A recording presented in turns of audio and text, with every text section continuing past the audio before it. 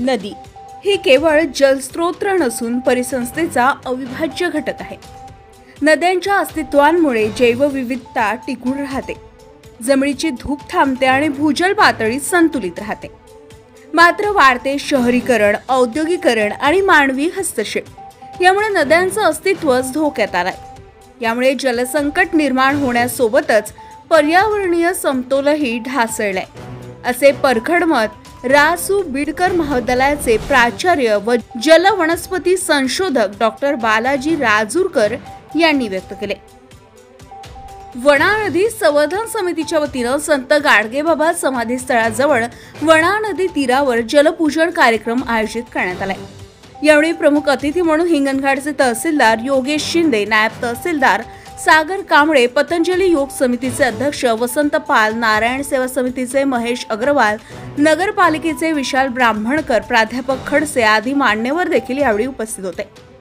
कार्यक्रमाच्या अध्यक्षीय भाषणात डॉक्टर राजूरकर यांनी नद्यांच्या होणाऱ्या विनाशाची कारणे आणि त्यावरील उपाय यावर प्रकाश टाकलाय। नद्यांचं अस्तित्व टिकवण्यासाठी समाजाने पुढे येऊन कार्य करणं अत्यावश्यक आहे, असं आवाहन तहसीलदार योगेश शिंदे यांनी केलं। कार्यक्रमाची सुरुवात जलपूजनानं झाली। यानंतर नद्यांच्या संरक्षणासाठी सामूहिक जलप्रतिज्ञा घेण्यात आली। या उपक्रमात हिंगणघाट नगर परिषद जलसंपदा विभाग सहभागी झाले। कार्यक्रमाचं प्रास्ताविक वणा नदी संवर्धन समितीचे अध्यक्ष रुपेश लाजूरकर यांनी केलंय। संचालन सुनील डोंगरे तर आभार प्रदर्शन तुषार हवाईकर यांनी केलं। या कार्यक्रमाला सामाजिक कार्यकर्ते अशोक मोरे, डहाकेसर, नितीन क्षीरसागर, धनराज कुंभारे, राकेश झाडे, सूरज कुबडे, सुरेंद्र टेंभुर्णी, विनय मोरे, मोहन गंडाईत यांच्यासह विविध संघटनांचे कार्यकर्ते आणि नागरिक मोठ्या संख्येनं उपस्थित होते।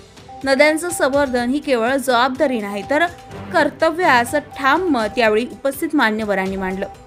महाराष्ट्र 24 न्यूज करिता हिंगणघाटवरून आमचे प्रतिनिधी भाऊराव कोडकर सोबत लखन दाबणे, वर्धा। ताज्या घडामोडी आणि बातम्या जाणून घेण्यासाठी गरजा महाराष्ट्र 24 न्यूज या आपल्या YouTube चॅनलला सबस्क्राईब करा आणि बेल आयकॉन दाबायला विसरू नका, जेणेकरून आपला व्हिडिओ आल्याची ताजी खबर तुम्हाला ताबडतोब मिळेल।